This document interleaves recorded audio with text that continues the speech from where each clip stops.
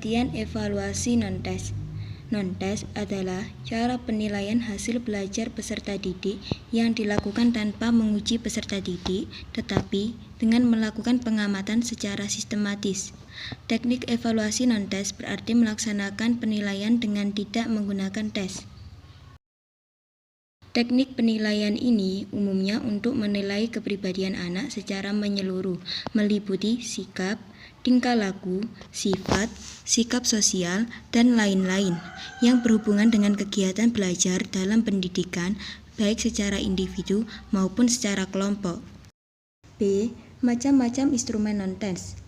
Macam-macam instrumen non-tes adalah observasi, wawancara atau interview, skala sikap atau attitude scale, daftar cek atau checklist, skala penilaian atau rating scale, angket, studi kasus.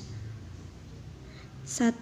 Observasi adalah suatu proses pengamatan dan pencatatan secara sistematis, logis, objektif, dan rasional mengenai berbagai fenomena, baik dalam situasi sebenarnya maupun dalam situasi buatan untuk mencapai tujuan tertentu.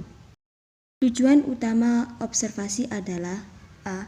Mengumpulkan data dan informasi mengenai suatu fenomena, baik yang berupa peristiwa maupun tindakan, baik dalam situasi yang sesungguhnya maupun dalam situasi buatan. B. Mengukur perilaku kelas, baik perilaku guru maupun peserta didik, interaksi antara peserta didik dan guru, dan faktor-faktor yang dapat diamati lainnya, terutama kecakapan sosial atau social skill. C. Menilai tingkah laku individu atau proses yang terjadi dalam situasi sebenarnya maupun situasi yang sengaja dibuat. 2. Wawancara atau interview. Wawancara adalah suatu teknik mengumpulkan data dengan jalan mengadakan komunikasi dengan sumber. Komunikasi tersebut dilakukan dengan dialog atau tanya jawab secara lisan, baik langsung maupun tidak langsung menggunakan alat komunikasi.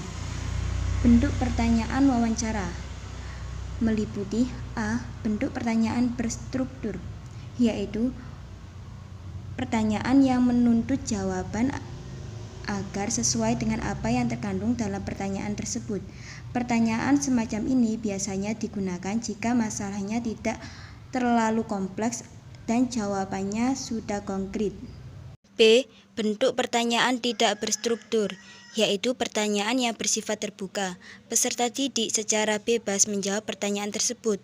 Pertanyaan semacam ini tidak memberi struktur jawaban kepada peserta didik karena jawaban dalam pertanyaan itu bebas.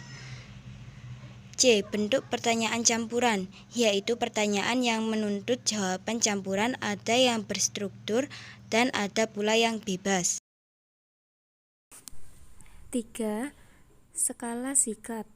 Sikap merupakan suatu kecenderungan tingkah laku untuk berbuat sesuatu dengan cara, metode, teknik, dan pola tertentu terhadap dunia sekitarnya, baik berupa orang-orang maupun objek-objek tertentu. 4. Daftar cek atau checklist.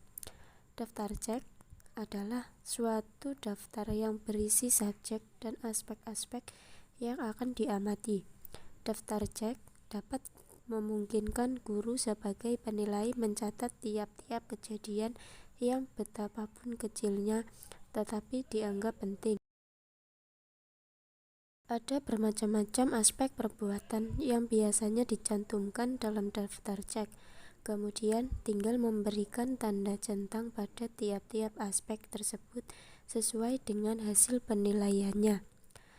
Daftar cek banyak manfaatnya, antara lain membantu guru untuk mengingat-ingat apa yang harus diamati dan dapat memberikan informasi kepada stakeholder. 5. Skala penilaian. Dalam daftar cek, penilaian hanya dapat mencatat ada tidaknya variabel tingkah laku tertentu. Sedangkan dalam skala penilaian, fenomena-fenomena yang akan dinilai itu disusun dalam tingkatan-tingkatan yang telah ditentukan. 6. Angket. Angket atau kuesioner merupakan alat pengumpul data melalui komunikasi tidak langsung, yaitu melalui tulisan. Angket ini berisi daftar pertanyaan yang bertujuan untuk mengumpulkan keterangan tentang berbagai hal yang berkaitan dengan responden, ditinjau dari segi siapa yang menjawab. 7. Kuesioner langsung. Kuesioner dikatakan langsung jika kuesioner tersebut dikirimkan dan diisi langsung oleh orang yang akan dimintai jawaban tentang dirinya. 8. Kuesioner tidak langsung adalah kuesioner yang dikirimkan dan diisi oleh bukan orang yang diminta keterangannya. Kuesioner tidak langsung biasanya digunakan untuk mencari informasi tentang bawahan, anak, saudara, tetangga, dan sebagainya. 9. Studi kasus. Studi kasus pada dasarnya mempelajari secara intensif seorang individu yang dianggap mengalami kasus tertentu. Kelebihan studi kasus dari studi lainnya adalah bahwa subjek dapat dipelajari secara mendalam dan menyeluruh. Namun, kelemahannya sesuai dengan sifat studi kasus bahwa informasi yang diperoleh sifatnya subjektif, artinya hanya untuk individu yang bersangkutan, dan belum tentu dapat digunakan untuk kasus yang sama pada individu yang lain.